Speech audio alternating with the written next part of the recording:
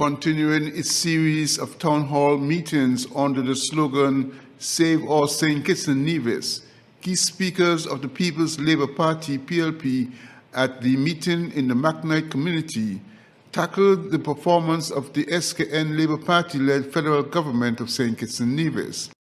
Matters of economic performance, health and housing, as well as the contentious special sustainability authorization legislation and the controversial destiny development proposed for Nevis, plus allegations of low levels of transparency on various fronts, were all on the table.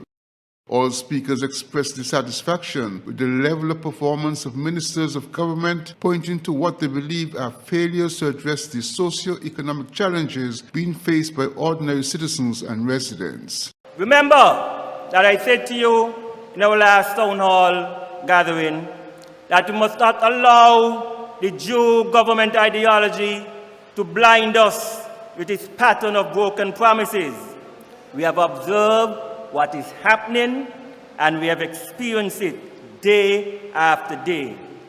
Dr. Jew wants to pee on our leg and tell us it is raining and expect us to accept that. We will not accept it. If it was not so serious and consequential, we would have taken a laugh, as it is a joke. The more Dr. Jew talk, the more the people of this country get alarmed, confused, and frustrated by the Jew government. These are sad times. Look at what was made a priority: billboards, not life. Remember this as we're in year 4 and they try with their mischief makers to mislead the people of what the focus should be, that they failed. As we progress towards removing the Jew-led experts and saving our St. Kitts and Nevis, it is important to understand a few things. You're worth it. The next generation is worth it. The time is now. No government deserves unquestioned support. Blind party loyalty is a nation's sure poison.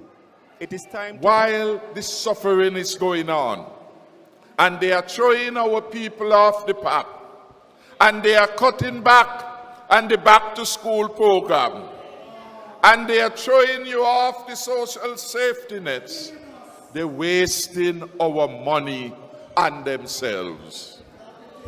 You see, at the town hall, when the reporter asked him about this consistent travel, he didn't know how to answer. Of course, for him, he figured that is not excessive. He said to us that some of the trips are being paid for.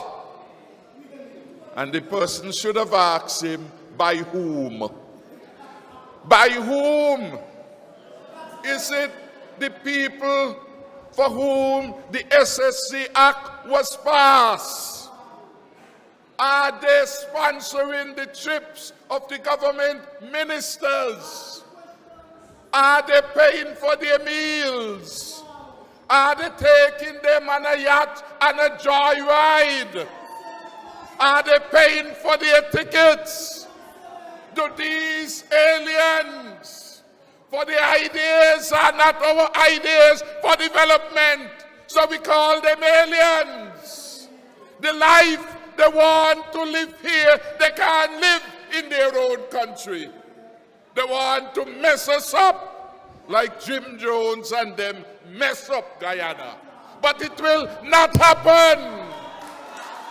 It will not happen. Neither in St. Kitts nor in Nevis. According to PLP speakers, the SKN-LP federal government has failed to deliver on many of its campaign promises. Glenn Bart reporting for SKN Newsline. Prime Minister Dr. Terence Drew recently disclosed that the St. Kitts Nevis Labour Party, for the first time in its 93-year-old history, secured a building that will be its permanent party headquarters. In spite of its decades-long existence, the SKNLP was unable to have its own headquarters and for the most part operated from its sister organization's headquarters, Masses House, the headquarters of the St. Kitts Nevis Trades and Labor Union in Bastille. The SKNLP political leader said he was pleased the party had achieved this goal as he disclosed the acquisition in a video posting on his Facebook page. I want to officially say that together we have raised the necessary resources to own this property and call it the headquarters of the St. Kitts Nevis Labour Party. It is liberating. It is a renewal of our great party. It is saying to us and to our members and to the comrades and to the country as a whole and to the region that the St. Kitts Nevis Labour Party is getting stronger, even stronger as an institution dedicated to the upliftment of all of our people. I want to really join and congratulate all of us for the achievement of our headquarters. And finally, we have a home. And from this home, we will collaborate, we will meet, we will build, we will plan. We will make sure that our institution continues to be strong. And in all of that, this will also serve as a place where we will come to fellowship and have fun. And so, I would say that I am pleased that I was able to fulfill the commitment with the support of the other members of the leadership. Property is located in the former Manhattan's Garden Restaurant and Event Center located at Limekale. Glenn Bart reporting for SK Newsline.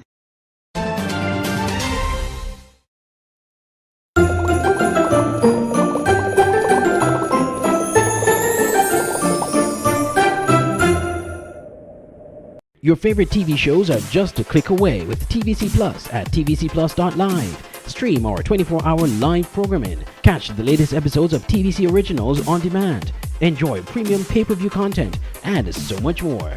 Watch on any device, TV, laptop, tablet, or smartphone. Visit www.tvcplus.live. Stream, watch, enjoy. The SKN Newsline website now offers you more news. Log on to www.sknnewsline.com for local, regional, and international news. You can also watch the latest newscast and keep abreast with news in sports, all from sknnewsline.com. That's www.sknnewsline.com. Nevis has claimed top honors in the 2025 Taiwan ICDF National School Recycling Competition, with 2 Nevis schools leading the way in this year's island-wide push toward environmental sustainability. At a ceremony held at the St. Kitts Marriott Resort on Monday, November 24th, students and teachers from across St. Kitts and Nevis gathered to celebrate their achievements in recycling. The event recognized top performers in the early childhood, primary, and high school categories for collecting the highest amounts of recyclable materials, mainly plastic bottles. Nevis emerged as standout. St. John's Preschool took first place in the early childhood division, collecting 257 pounds of recyclables. Combermere Preschool placed second, while Charlestown and Ines France Preschools also rank in the top 10. At the primary level, the Violet O. Jeffers Nichols Primary School dominated the competition, amassing more than 2,161 pounds of recyclables. VOJN also won the award for the best average collection per student on Nevis, an impressive 36 pounds per child. Several other Nevis schools placed in the top 10, highlighting strong island-wide participation. In the secondary school category, the Washington Archibald High School emerged winners, while the Dr. Denzel Douglas Secondary School finished second and the Bastyr High School finished third. The school on St. Kitts with the best average collection per student is the Ross Preparatory School. Meanwhile, at the closing ceremony, Minister of Sustainable Development Dr. Joel Clark lauded the Taiwan Technical Mission, the organizers of the recycling competition, for an initiative that is teaching children the importance of recycling. The Republic of China Taiwan continues to be our greatest partner and friend and demonstrates its commitment to our own environmental agenda through its partnership with St. Kitts and with Nevis. Of course, as was mentioned by all the previous speakers, this recycling ceremony, which is just the tail end of our recycling program, our educational program, would not be possible if we didn't have the stellar commitment of the Ministry of Education. And so I want to thank PS Bistana on behalf of the Minister of Education for their continued commitment. There would be no program without our students, our teachers, and our parents. So again, please let's give you all a rousing round of applause. Senator Janelle Nisbet, Minister of Health in the Nevis Island administration, praised the growing engagement among young students. She said involving children in recycling helps build a more environmentally responsible society, and noted that participation on Nevis more than doubled this year, from 17% to over 40%. While 40% is good, however, I think that we need to get to a point where it is 100%. Every school, every parent, every organization should participate collectively in recycling, because it takes each and every one of us. We're wearing these lovely shirts today, and we are told that one of these shirts were made simply by 12 plastic bottles. I go through maybe 4 plastic bottles in a day. So that in just a single person collecting those bottles can contribute to turning trash into treasure, as we say. So we don't have to practice the habit of throwing away these things, but we need to embrace a culture of recycling. The minister also thanked the Taiwan Technical Mission, the ICDF, and the Nevis Solid Waste Management Authority for partnering to strengthen the initiative. Representatives of the Embassy of the Republic of China, Taiwan, including Secretary Hussein Yu Chung and the Taiwan Technical Mission leader Roy Low, commended the students for their commitment and urged them to continue recycling beyond the competition.